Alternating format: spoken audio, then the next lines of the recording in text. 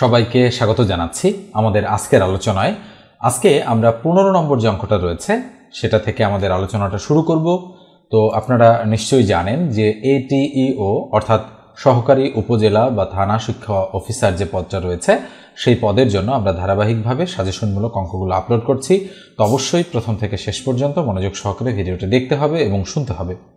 কিছু অঙ্ক আমরা শর্টকাট মেথডে করব, কিছু অঙ্ক আমরা ডিটেলস মেথডে করব, আবার কিছু অঙ্ক আমরা পর্যবেক্ষণের মাধ্যমে বা অপশন টেস্ট করেও করতে পারি। তো এই যে নিয়মের কথাগুলো আমি বললাম, সেগুলো কোন অঙ্কের ক্ষেত্রে আপনারা অ্যাপ্লাই করবেন সেটা কিন্তু একটু ভালোভাবে আপনাদের খেয়াল রাখতে হবে যে কোন টাইপের অঙ্ক আসলে আমি কিভাবে হ্যান্ডেল করব। তো যেহেতু বলা হচ্ছে কোন লঘিষ্ঠ সংখ্যাকে 18 ও 24 দ্বারা ভাগ করলে অবশিষ্ট যথাক্রমে 4 ও 10 হবে। তো আমরা এই অঙ্কটা লসাগু করে দেন বিয়োগ করে অ্যান্সারটা বের করতে পারি। তো সেটা না করে আমরা যদি দেখি যেখানে সম্ভাব্য যে 4টা অ্যান্সার রয়েছে, আমরা ধরে নিলাম যে সঠিক উত্তর 40। তো সেক্ষেত্রে 18 এবং 24 দ্বারা যদি আমি 40কে ভাগ করি তাহলে কি 4 আর 10 অবশিষ্ট থাকে? তাহলে 18 দ্বারা 40কে ভাগ করলে 18 দুগুণ 36, 4 অবশিষ্ট থাকে। এটা না হয় মিলে গেল। কিন্তু 24 দ্বারা যদি আমি 40কে ভাগ করি, 24 একে 24, 24 দুগুণ 48, তার মানে 48 তো বেশি হয়ে যায়। 24 একে 24, তাহলে এখানে কিন্তু 16 অবশিষ্ট থাকছে। সেক্ষেত্রে এই ক নম্বর উত্তরটা হবে না, এটা আমরা নিঃসন্দেহে বলতে পারি। তো ধরে নিলাম এবার উত্তর হচ্ছে 58। দেখি 58 ক্ষেত্রে 18 দ্বারা যদি আমরা ভাগ করি, 18 দুগুণ 36, 3 18 54, 55 56 57 58, হ্যাঁ 4 অবশিষ্ট থাকতেছে, তার মানে এটা রাইট আছে। আবার 24 দ্বারা যদি 58কে ভাগ করি, 24 দুগুণ 48, 48 আর 10 58, হ্যাঁ এক্ষেত্রে 10 অবশিষ্ট থাকতেছে। তার মানে এই দুটো কন্ডিশন এই 18 এবং 24 দ্বারা ভাগ করলে মিলে যাচ্ছে। তার মানে অবশ্যই খ নম্বর যে অপশনটা রয়েছে সেটা কিন্তু আমাদের অ্যাপ্রোপ্রিয়েট অ্যান্সার। এটা কিন্তু এটিইও পদে বিগত সালে এসেছিল। এবার আমরা মুছে দিয়ে পরের অঙ্কে চলে যাচ্ছি। এটা দেখেন কি বলা হচ্ছে অঙ্কটাতে, যে নিচের কোন পরিমাপের জন্য একটি সমকোণী ত্রিভুজ আঁকা সম্ভব। অর্থাৎ আমরা জানি যে একটা সমকোণী ত্রিভুজ তৈরি হয় কিন্তু এইভাবে, তার মানে একদম খাড়া একটা বাহু থাকে এবং তার সাথে একেবারে 90 ডিগ্রি অ্যাঙ্গেলে আমরা কোনটাকে অঙ্কন করতে পারি। যদি আমি বলি এটা এ, এটা বি এবং এটা সি, তার মানে এই কোণ বি এর মান কিন্তু আমাদের 90 ডিগ্রি বা এক সমকোণ, তবেই কিন্তু এটা একটা সমকোণী ত্রিভুজ হবে। আর সমকোণী ত্রিভুজ সবসময় পিথাগোরাসের যে উপপাদ্যটা আছে, এই পিথাগোরাসের উপপাদ্যটা মেনে চলে। পিথাগোরাসের উপপাদ্য কি? পিথাগোরাসের উপপাদ্য হচ্ছে অতিভুজের উপরে স্কয়ার যা হবে তার সমান লম্বের উপরে স্কয়ার প্লাস ভূমির উপরে স্কয়ার হবে। ঠিক আছে? অর্থাৎ এটা লম্ব, এটার মান যা হবে, এটার মান যা হবে, এই দুটোর বর্গের যোগফল এটার বর্গের যোগফলের সমান। যেহেতু অতিভুজ হচ্ছে এখানে এসি, তাহলে আমরা দেখি এই নিয়মটা কোনটার ক্ষেত্রে প্রযোজ্য। তাহলে সবচেয়ে বড় বাহুটা হচ্ছে অতিভুজ, তাহলে এটা যদি 8 হয় তাহলে ধরে নিলাম 6 হচ্ছে এটা আর 7 হচ্ছে এটা। তাহলে 7 7 49, 6 6 36, 49 আর 36 মিলে 8 8 64, তার মানে মিলতেছে না। তার মানে এই দুটো এই দুটোর বর্গের যোগফল এটা কিন্তু মিলতে হবে। কিন্তু আমরা দেখতে পাচ্ছি এই যে সংখ্যাটা আছে এখানে 3 4 এবং 5, এটার ক্ষেত্রে কিন্তু এই রুলটা বা এই সূত্রটা মিলে যায়। সেক্ষেত্রে এটাই হবে আমাদের অ্যাপ্রোপ্রিয়েট অ্যান্সার। আমরা একটু মিলায় দেখি। ধরলাম এটা হচ্ছে 3 আর এটা হচ্ছে 4 আর এটা হচ্ছে 5। আচ্ছা বলেন তো অতিভুজ কোনটা? 5, তাহলে 5 এর স্কয়ার মানে কত? 25 ইকুয়াল লম্ব কত? 4, 4 এর স্কয়ার মানে 16 প্লাস ভূমি 3, 3 এর স্কয়ার মানে 9। তাহলে এদিকে 25 থাকলো ইকুয়াল 16 আর 9 25, তার মানে মিলে যাচ্ছে। তাহলে নিঃসন্দেহে আমরা বলতে পারি যে ঘ নম্বর যে অপশনটা রয়েছে সেটাই আমাদের কিন্তু সঠিক অপশন। এটা দেখেন কি বলা হচ্ছে, পিতা ও পুত্রের বর্তমান বয়সের অনুপাত 3:1 এবং 5 বছর পরে তাদের বয়সের অনুপাত 5:2 হবে। তাদের বর্তমান বয়স কত? খুবই সুন্দর একটা অঙ্ক এটা। এটিওর নিয়োগ পরীক্ষায় বিগত সালে কিন্তু এই অঙ্কটা এসেছিল।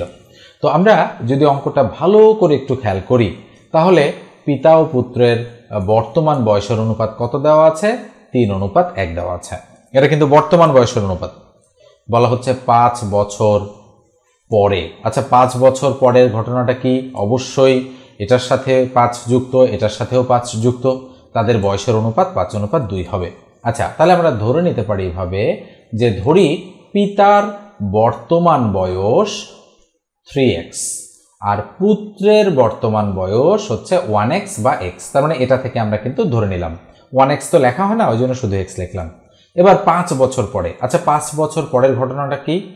3x এর সাথেও 5 যোগ আর x এর সাথেও 5 যোগ, এটা কিন্তু 5 বছর পরের ঘটনা। তাদের বয়সের অনুপাত 5:2 হবে, তার মানে এই অনুপাতটা ইকুয়াল হবে 5:2। এই যে দেখেন, এটাই কিন্তু আমাদের প্রশ্ন মতে বিল্ড আপ হয়ে গেল এই প্রশ্নটার ক্ষেত্রে। তাহলে তাদের বর্তমান বয়স কত? তার মানে এই 3x এবং এই x এর মান আমাদের বের করতে হবে। অঙ্কটা থেকে আমরা এটাই বুঝতে পারছি। তাহলে বা আমরা তো জানি অনুপাত একটা ভগ্নাংশ, তাহলে উপরে হচ্ছে 3x যোগ 5 আর তার নিচে হচ্ছে x যোগ 5 ইকুয়াল উপরে 5 তার নিচে কত? 2। তাহলে বা কি হবে? এটা দ্বারা এটাকে গুণ, এটা দ্বারা এটাকে গুণ, তাহলে 2 দ্বারা এটাকে গুণ করলে 3 দুগুণ 6x প্লাস 5 দুগুণ 10 ইকুয়াল 5 দ্বারা x কে গুণ করলে 5x প্লাস 5 5 25। তাহলে বা 6x এই 5 এইদিকে আসলে -5x ইকুয়াল 25 এইদিকে থাকলো, এই 10 এইদিকে আসলে -10। তাহলে বা x ইকুয়াল 25 থেকে 10 গেলে থাকবে কত? 15। তাহলে x এর মান আমরা 15 পেয়েছি।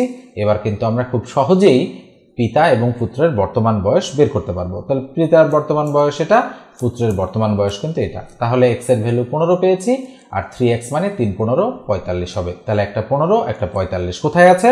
আমরা দেখতে পাচ্ছি গ নম্বর অপশনে রয়েছে পিতা 45 আর পুত্র 15, তাই গ নম্বরটাই সঠিক উত্তর। এবারে এই অঙ্কটা দেখেন, এটা সিম্পলিফাই করতে হবে আমাদের বা সরল করতে হবে। এটাকে চাইলে আমরা মান নির্ণয়ের অঙ্ক বলতে পারি, কিন্তু যেহেতু ব্র্যাকেটের ব্যবহার আছে সেক্ষেত্রে আমাদের সরলের যে সূত্র বা সিম্পলিফিকেশনের যে সূত্র BODMAS, এই হচ্ছে বদমাশ যে রুলটা আছে সেটাকে আমাদের অ্যাপ্লাই করে দিতে হবে। বিতে ব্র্যাকেট, ওতে অব, ডিতে ডিভিশন, এমতে মাল্টিপ্লিকেশন, এতে অ্যাড আর এসতে সাবস্ট্রাকশন। বাংলায় যেটাকে আমরা বলি ব এর ভাগু যো বি। ওকে, বতে বন্ধনী, প্রথমে রেখা বন্ধনী, তারপরে প্রথম বন্ধনী, এরপরে দ্বিতীয় বন্ধনী, তারপরে তৃতীয় বন্ধনীর কাজ, তারপরে এর কাজ, ভাগের কাজ, গুণের কাজ, যোগের কাজ, বিয়োগের কাজ। এই সিরিয়াল মেনটেন করতে হবে। এখানে কোথাও এরকম রেখা বন্ধনী মানে কিন্তু যে এরকম করে টান দেওয়া উপরে, নিশ্চয়ই আপনারা বোঝেন। তো এরকম টান যেহেতু নেই, তাহলে আমরা শুরু করতে পারি প্রথমে প্রথম বন্ধনীর কাজ। তো প্রথম বন্ধনী এটা এখানে আছে, তাহলে এটার কাজ যা আছে আমরা তাই লিখব। x minus third bracket x minus second bracket x প্লাসে মাইনাসে মাইনাস x আবার প্লাসে মাইনাসে -1 second bracket close third bracket close করে দিলাম। তাহলে x minus third bracket x minus x x cross, তাহলে ভিতরে কিন্তু আমাদের -1 থাকে, ক্লোজ করে দিলাম ব্র্যাকেট। আমরা এক লাইনও বাদ দিচ্ছে না, পুরোপুরি নিয়ম মাফিক ক্যালকুলেশন করছি। তাহলে x মাইনাস, তাহলে x মাইনাসে মাইনাসে +1, এই যে সেকেন্ড ব্র্যাকেটটা উঠে গেল, যখন একটা সিঙ্গেল সংখ্যা হয় তখন ব্র্যাকেটটা অমিট হয়ে যায়। তাহলে x এখানে তো আর কিছু করা যায় না, তাই না? তাহলে প্লাসে মাইনাসে -x আবার প্লাসে মাইনাসে -1, তাহলে x আর x ক্রস হয়ে গেল, -1 হচ্ছে আমাদের অ্যাপ্রোপ্রিয়েট অ্যান্সার। কোথায় রয়েছে? এই যে দেখেন গ নম্বর যে অপশনটা রয়েছে সেখানে রয়েছে -1। এই অঙ্কটা দেখেন, একটি জমির দৈর্ঘ্য 90 ফুট এবং প্রস্থ 80 ফুট। জমির ক্ষেত্রফল কত কাঠা? তো এই জমির পরিমাপ সংক্রান্ত জিনিসগুলো কিন্তু কিছুটা জটিল, তাই না? কাঠা, শতাংশ, তারপরে নানা ধরনের হিসাব কিন্তু এখানে রয়েছে। তো আমরা একটা তথ্য শুরুতে আপনাদেরকে বলি, সেটা হচ্ছে 1 কাঠা কতটুকু জমি আসলে। মনে রাখবেন 1 কাঠা জমি মানে হচ্ছে 720 বর্গফুট জমি। 720 বর্গফুট, বর্গফুট নিশ্চয়ই আপনারা বোঝেন। বর্গফুট মানে হচ্ছে এই সাইডে যদি এটা যদি 1 ফুট হয়, এটাও 1 ফুট, এটাও 1 ফুট, এটাও 1 ফুট, এটাকে বলা হয় বর্গফুট। ওকে, তো নিশ্চিতভাবেই আপনারা বুঝে গিয়েছেন যে 1 বর্গফুট মানে কতটুকু জায়গা। তো আমি একটু ভালো করে বক্স করে দিই, তাহলে 4 দিকে যদি 1 ফিট করে হয় তাহলে এটাকে বলা হয় 1 বর্গফুট জায়গা। তো এরকম 720 বর্গফুটে 1 কাঠা হয়, সেটা মনে রাখতে হবে সূত্র আকারে, তবে এই ধাঁচের অঙ্কগুলো করতে পারবেন। যেহেতু বলেছে একটি জমির দৈর্ঘ্য 90 ফুট এবং প্রস্থ 80 ফুট, তাহলে একটা জমি এই দিকে আছে ধরেন 90 ফুট আর এই দিকে আছে ধরেন 80 ফুট। তাহলে এই জমির আগে ক্ষেত্রফল বের করি। তো আমরা জানি দৈর্ঘ্য আর প্রস্থ এই দুটো যদি আমরা গুণ করি তাহলে এরিয়া বা ক্ষেত্রফল বের হয়ে যাবে, যে আমরা জানি ক্ষেত্রফল ইকুয়াল দৈর্ঘ্য গুণন প্রস্থ। তাহলে 8 নং 72 7200 দিয়ে দিলাম, তাহলে 7200 বর্গ ফুট আমরা বলতে পারি এই জমিটা। যেটার দৈর্ঘ্য 90 আর প্রস্থ 80। এখন এই জমিটার মানে ক্ষেত্রে বলেছে যে ওই জমির ক্ষেত্রফল কত কাঠা। তো আমরা ক্ষেত্রফল বের করলাম এত বর্গফুট। তো বর্গফুটকে যদি আমরা কাঠায় রূপান্তর করি তাহলে এটাকে অর্থাৎ 7200-কে 720 দ্বারা ভাগ করতে হবে। 0 0 ক্রস 72 একে 72 আর 0 দিয়ে দিলাম, তাহলে 10 কাঠা হচ্ছে আমাদের অ্যাপ্রোপ্রিয়েট অ্যান্সার। এবারে আমরা এই অঙ্কটা করব। 20 নম্বর যে অঙ্কটা আছে, বলা হচ্ছে দুইটি সংখ্যার অনুপাত 3:5 এবং তাদের লসাগু 45 হলে সংখ্যা দুটি কত সেটা আমাদের খুঁজে বের করতে বলা হচ্ছে। তো সম্ভাব্য বিকল্প 4টা অপশন রয়েছে। তো এই অঙ্কটাতে আমরা দেখতে পাচ্ছি যে দুটি সংখ্যার অনুপাত দেওয়া আছে এবং তাদের লসাগু দেওয়া আছে, বলেছে সংখ্যা দুটি কত। তো আমরা ধরে নিতে পারি এই ধরনের অঙ্কের ক্ষেত্রে যে ধরি একটি সংখ্যা হচ্ছে আমাদের 3x এবং অপর যে সংখ্যাটা আছে সেটা হচ্ছে আমাদের 5x। এই দুটো আমরা ধরে নিলাম। ধরে নেওয়ার পর যেহেতু ক্লু হিসেবে দেওয়া আছে লসাগু 45, আচ্ছা তাদের লসাগু বলতে এই সংখ্যা দুটোর লসাগু বোঝাচ্ছে। তো আমরা এই সংখ্যা দুটোর একটু কি করব, লসাগু করব। তাহলে 3x আর 5x এই দুটোর লসাগু কত, x হচ্ছে কমন যাচ্ছে, তাহলে 3, 5 3 5 15x। তাহলে 15x হচ্ছে এই সংখ্যা দুটোর অর্থাৎ এটা এবং এটার লসাগু। তাহলে এবার আমরা প্রশ্ন মতে বিল্ড আপ করতে পারি। আমরা লিখব প্রশ্ন মতে 15x ইকুয়াল অবশ্যই 45 হবে। কেন, লসাগু 45 বলা আছে, তো লসাগু 15x ইকুয়াল 45, এটা অ্যাকর্ডিং টু দ্য কোশ্চেন। তাহলে বাই x ইকুয়াল কি হবে, উপরে 45 তার নিচে 15, কাটাকাটি করলে 3 15 45, তাহলে সুতরাং x এর ভ্যালু হবে 3। তাহলে x এর ভ্যালু যদি 3 হয়, 3 কিন্তু অ্যান্সার নয়। আমি বলেছি ফাইনালি মানগুলো বের করে কি বের করতে বলেছে সেটার দিকে ফোকাস করতে হবে আমাদের। তাহলে সংখ্যা দুটি কত, তাহলে একটা সংখ্যা তো 3x আর একটা সংখ্যা তো 5x, তাই না? তাহলে সংখ্যা দুটি কত হবে, হবে হচ্ছে যেহেতু x এর ভ্যালু 3, তাহলে 3 3 9 আর 3 5 15, একটা 9 আর একটা 15। তো দেখেন তো দেখি কোথায় আছে, এই যে ক নম্বর অপশনে আছে একটা 9 আর একটা 15। তো এরপর যে একটু বলি, যারা চ্যানেলে নতুন যদি প্রয়োজন মনে করেন চ্যানেলটা সাবস্ক্রাইব করে দিবেন, আর ফেসবুক পেজ থেকে দেখে থাকলে পেজটা ফলো দিয়ে রাখবেন, আর অবশ্যই ভিডিওতে আপনারা একটা লাইক দিতে ভুলবেন না। এবার আমি এটা মুছে দিয়ে নেক্সট অঙ্কে যাচ্ছি। এবারে 21 নম্বর যে অঙ্কটা আছে আমরা সেটাতে চলে এসেছি। বলেছে কোনো ছাত্রাবাসে 40 জন ছাত্রের 30 দিনের খাবার আছে।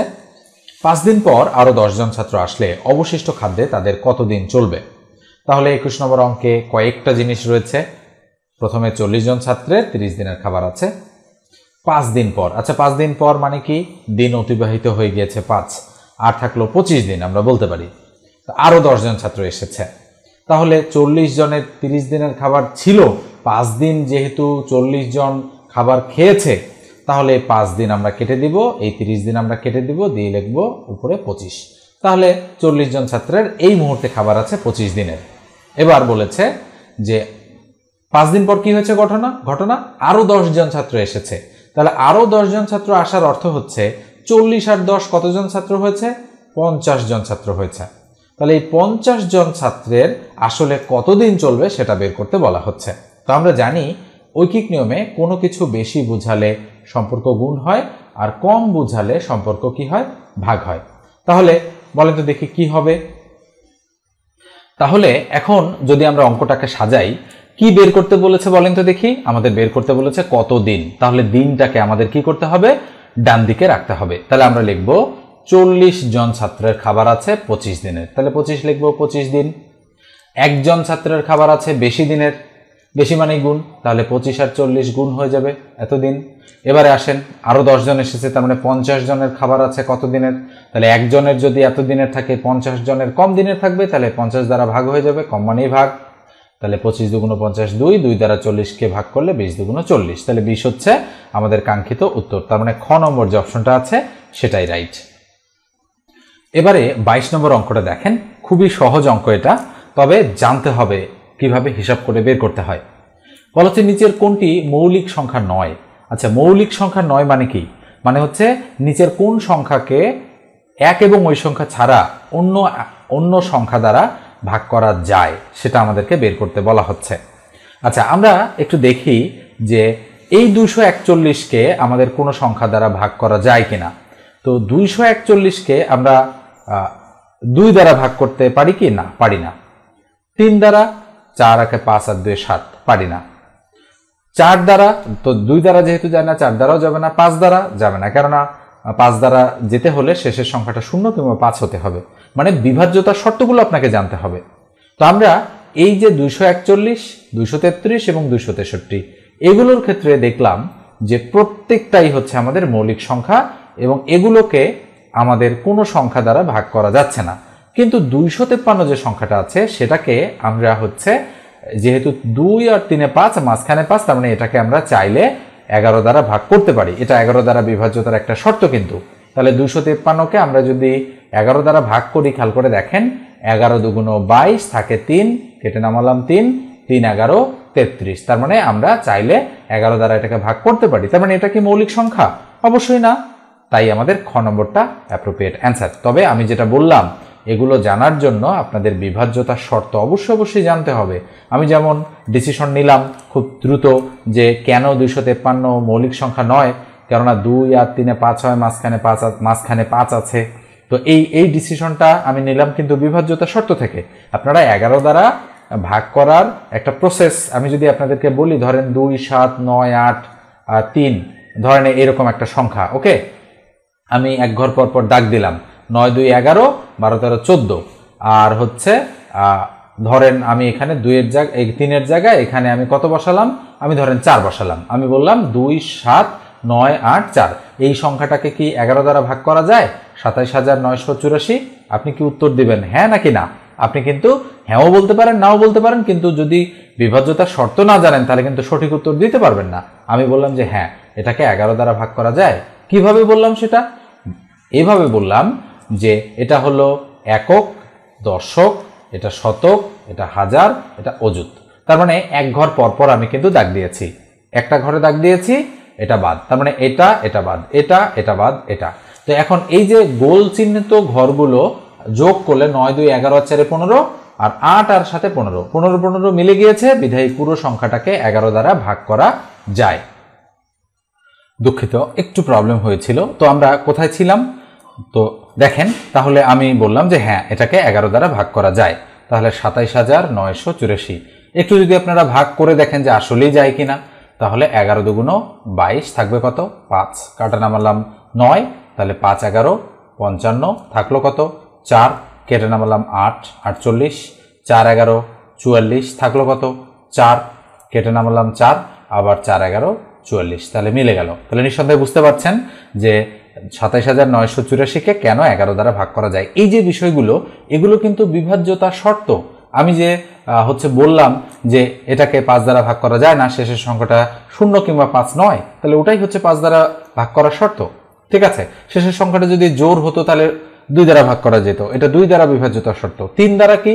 যেমন আমি যদি বলি যে 3 7 2 1 5, এই সংখ্যাটাকে কি 3 দ্বারা ভাগ করা যায়? কি বলবেন আপনি, হ্যাঁ নাকি না? আমি বলতেছি 7 5 2 7 7 14 15 16 17 আর 18, হ্যাঁ, এই সংখ্যাটাকে 3 দ্বারা ভাগ করা যায়। কেমনে বললাম? কেননা পুরো যতগুলো সংখ্যা আছে সেই সংখ্যাগুলোর যোগফলকে যদি 3 দ্বারা ভাগ করা যায় তাহলে পুরো সংখ্যাটাকেই 3 দ্বারা ভাগ করা যায়। 5 আর 2 7, 7 7 14, 15 16 17 আর 18, তার মানে 18কে 3 দ্বারা যায়, তাই 13725কেও 3 দ্বারা ভাগ করা যায়। এই যে বিভাজ্যতার শর্তগুলো পড়লে আপনি মৌলিক সংখ্যা কোনটা হয় বা কোনটা নয় সেটা কিন্তু সুন্দরভাবে বের করা শিখবেন। তো আজকের আলোচনাটা এই পর্যন্তই রাখি।